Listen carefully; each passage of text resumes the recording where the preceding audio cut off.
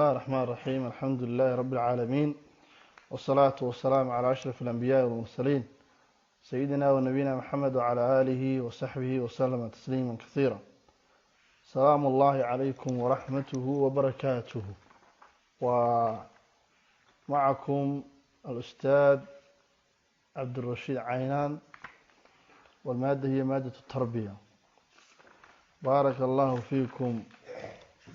فورada gabdhaha iyo ragaba waxaynu ku soo jirnay muqarrarkeeni maadada tarbiyada qaybtii ahayd akhlaaqiyadka. casharkiisku kan dambeeyay wuxuu ahaa sabirka. xubbul wadan waa iska tacbiir qof walba iska fahmi karaa. waxaynu ka bilaabaynaa darsiga alqadf. ma macna alqadf? qadfigu uu qeexi doonaa tacriifkiisa hadday tahay xagga luqada carabiga iyo hadday tahay xagga shareecada islaamkaba. alqadfu luqatan waxa weeye arrami, waa ganid weeye, in qofka lagu gano oo lagu tuuro baa qadfi la yidhahdaa. wa minhu waxaa kamid a alqadfu bilxijaarati wagayriha, qofka in dhagax lagu tuuro ama wax kalaba lagu tuuro yaa luqada carabiga kamid a. laakiin isticmila fi ramyi, iminka ahaan waxaa loo isticmaalay buu yihi ganid bilmakaari, waxyaalaha aan fiicnayn sida sinada iyo liwaadka iyo naxwihima wax lamida. sinada iyo liwaadka labadaas licalaaqati almushaabaha baynahuma, xiriirka ka dhexeeya labadooda oo ah aladaa, dhibaato. sharcan buu yihi alramyu bisina, qadfigu waxa weeyaan alramyu ganid laysku gano sino iyo ama liwaad. liwaadku waa dadka oo iskaga tega mataqaanaa meeshii ilaahay uu jiday meel aan hayn. ta'tuuna alfaaxisha maa sabaqakum biha min axadi min alcaalamiin. taabaa markaa sharci. marka sharcan baa muhiima. qadfigu sharcan waxa weeyaan alramyu bisina aw illiwaad, ama aw ishahaadati axadihima, in midkood lagu markhaati kaco walam tukmil bayina, iyadoona markhaatigiina dhamaystirmeen. halkaa markaa waxaan kaga baxaynaa qadfiga tacriifkiisa. maa macna alqadfu luqatan wa sharca? luqatan waxaa kaaga filan tirada alramyu, ganid. sharcanna waa maxay? alramyu bizina aw illiwaad. xukunkiisu muxuu yahay qadfiga? xukunka qadfiga waxa weeyaan kitaabka qur-aanka iyo sunnada nebiga intaba waa xaaraan buu ku yahay, iyo ijmaaca culimada muslimiinta intaba. wa kabiiratun min kabaa'iri dunuub, waana waxyaalaha kabaa'irta ah ee waaweyn ayuu kamid yahay qadfigu. ilaahay baa ka xarimay ummadda muslimiinta inay hawshaa isku galaan. waa xaaraan wey. waxaana ku xaaraan yahay kitaabka qur-aanka iyo sunnada nebiga iyo ijmaaca. waxaa kamid ah aayaadka qur-aanka si toosa u sheegay in aladiina yarmuuna almuxsanaati alghaafilaati almu'minaat lucinuu fi dunya waalaakhira walahum cadaabu cadiim. ilaahay wuxuu yihi kuwa ku ganaya dadka muxsanaadka, gabdhaha dhowrsoon ee kaafilaadka ee moogan. waxay moogan yihiin xumaan oo dhan bay ka moogan yihiin. waa dad asturan weeye mu'minaadka. kuwa ku ganaya waxayna ahayn, dee waanagii qadfiguna waa rami aan waxaan ayna ahayn ku sifaysnayn. kuwa ku ganaya lucinuu fi dunya waalaakhira walahum cadaabun cadiim. adduunya aakhira waa lagu nacdalay. lacnaduna waa maxay? addardu min raxmat illaahi subxaanahu wa tacaala. waay xadiiska abi hurayra radi allahu canhu, nebigu wuxuu yihi calayhi salaatu wasalaam ijtanibuu asabca almuubiqaat, ka fogaada toddobada dadka lagu halaago. almuubiqaat waxaa kamid a qadfu lmuxsanaati almu'minaati alghaafilaat, in lagu gano gabdhaha dhowrsoon ee mu'minaadka ee moogan, ee xumaan warka hayn, ee asturan. kuwaa in lagu gano waxaynan ahayn waxay kamid tahay mataqaanaa waxay kamid tahay qadfigay kamid tahay, waana kabaa'ir dunuub. waqad ajmaca almuslimuun calaa taxriimi alqadfi وعدوه من كبائر الذنوب. culimada islaamku way isku waafaqsan yihiin kuwa hore iyo kuwa dambaba inay arintani xaaraan tahay, waxayna ku tiriyeen min kabaa'iri addunuub bay ku tiriyeen. way halkaa waxaanu kaga soo baxnay laba arrimood. labada arrimood maxay yihiin? midda koowaad waa tacriifkii, hadday tahay luqatan iyo hadday tahay sharcanba. ta labaadna waa maxay? xukunka qadiyadan islaamku ka qabo. xukunku waxaan waa xaaraan inuu yahay waxa cadaynaya kitaabka quraanka. والدليل على ذلك قوله تعالى إن الذين يرمون المحصنات الغافلات المؤمنات لعنوا في الدنيا والآخرة. كذلك وحى عدين السنة النبي عليه الصلاة والسلام من حديث أبي هريرة اجتنبوا السبع الموبقات وحكم إذا قذف المحصنات الغافلات المؤمنات. صدح وحى عدين يبان إجماع مسلمين أجمع المسلمون على تحريم القذف وعدوه من كبائر الذنوب.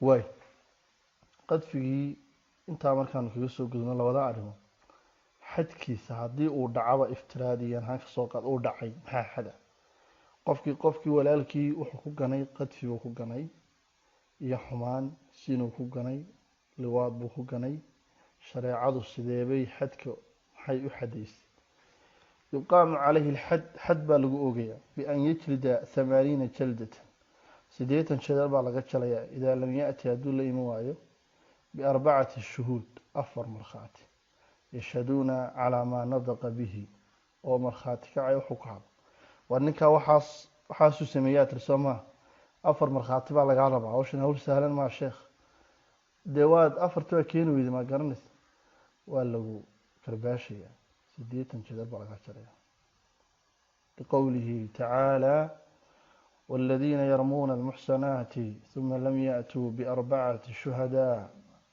فاجلدوهم 80 جلدة. إلهي بوحيل هو كوغانا يا محصنات يعني كين أفر مرخاتي وحا كجرتان 80 جلدة سديتا شيضل كجرا ولا تقبلوا لهم شهادة أبدا وليقينا شهادة كأقبلين والحال أولئك كواي هم الفاسقون.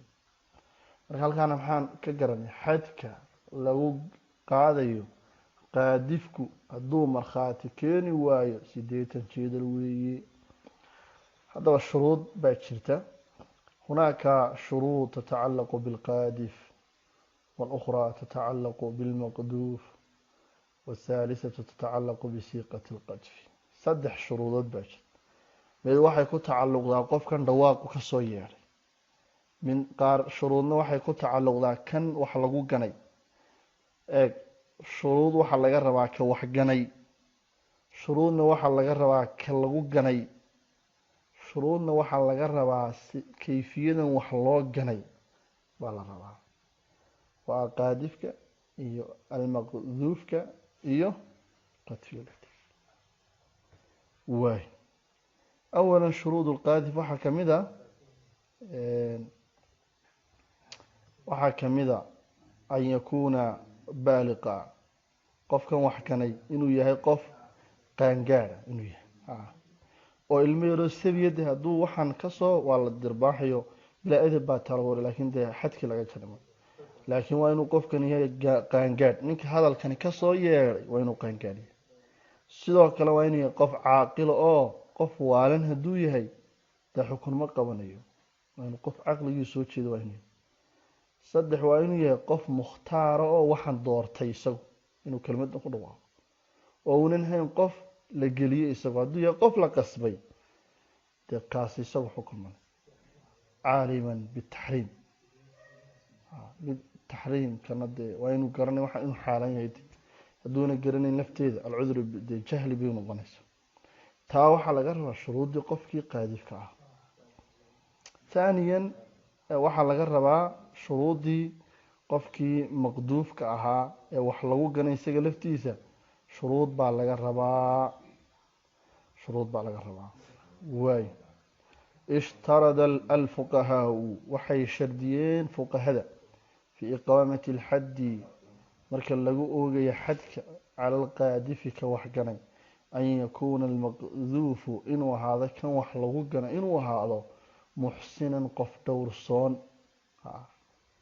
kan wax lagu ganay in ilaahay muxuu yidhi ina aladiina yarmuuna almuxsanaati alghaafilaat gabdhahan wax lagu ganaya waa gabdha muxsanaad iyo dhowrsoon dee qof aan dhowrsooneynba oo la ogaya warkiisii halkuu ka ciyaaro may noqonaysa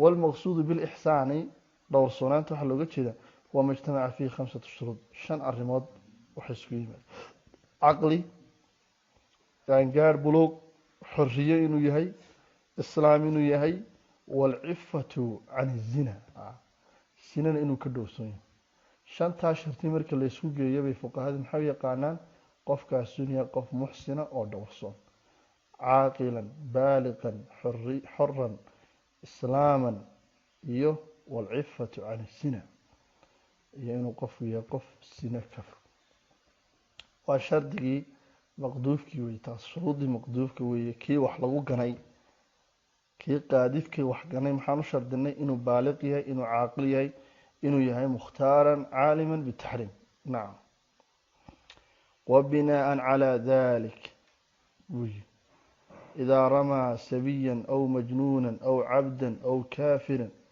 aw man laa cifata lahu falaa yuxadu bihada alqadfi muxuu hadduu gano qof majnuuna ama caruura dee kuwa xukun ma qabanay mar walba maxaa la doonaya maqduufka iyo qaadifka labada waxa laga rabaa inay ku sifoobaan caql inay buluq ku sifoobaan inay xorriyo ku sifoobaan ya hadii kale inay dhowrsoonaan uu maqduufka ku sifooba gaar ahaan ya haddii kale ma dhacay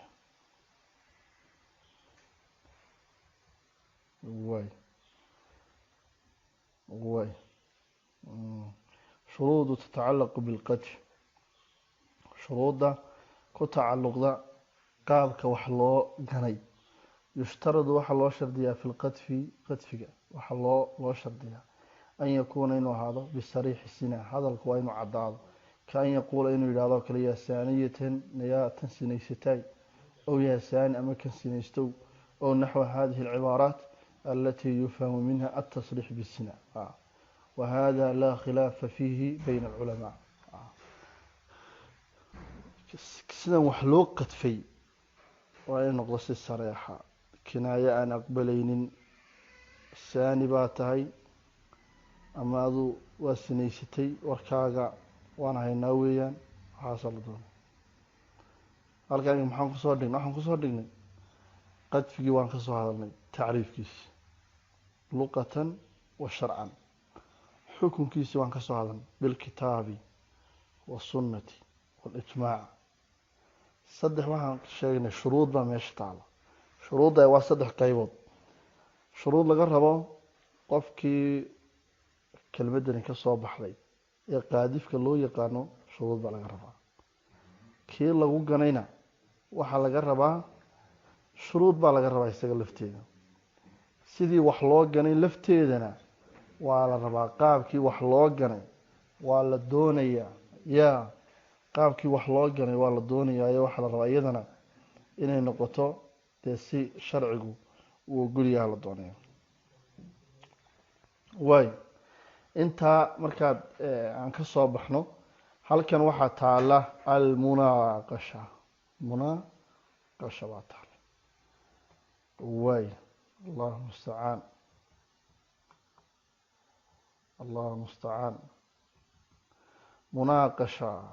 munaaqashadan ardayow adaa ka soo shaqeynaya carif ilqadfa sharcan waa tacriifinaysa dawaadi waxaad ku tacnimaysaa alramyu bisina aw illiwaad laba xukunka qadfigu 80 jaldatan aayaddii qur-aanka sunnadii xadiis xadka qadafka waa sida xukmu qadfigu waa xaaraan xadu qadafkana waxaad 80 jald shuruudii qaadifka iyo shuruudii maqduufka labadii shuruudna waa inaad kala sheegto qaadifka maxay ahayd inuu yahay baaliq caaqil waa inuu yahay mukhtaaran inuu yahay caaliman bitaxriimihi maqduufkana maxaa laga rabaa waxaa laga rabaa maqduufka inuu yahay qof muxsina walmuxsinu ما هو المقصود بالمحسن مركل ما اجتمعت عليه القيود الخمسة شن أرمون يا لدني هنا كان وحن كوجا بجبين أرضي باب القتل هو جبين يا هو جبيني وحما يشاء إنه ربنا نفون فورو متر تهديد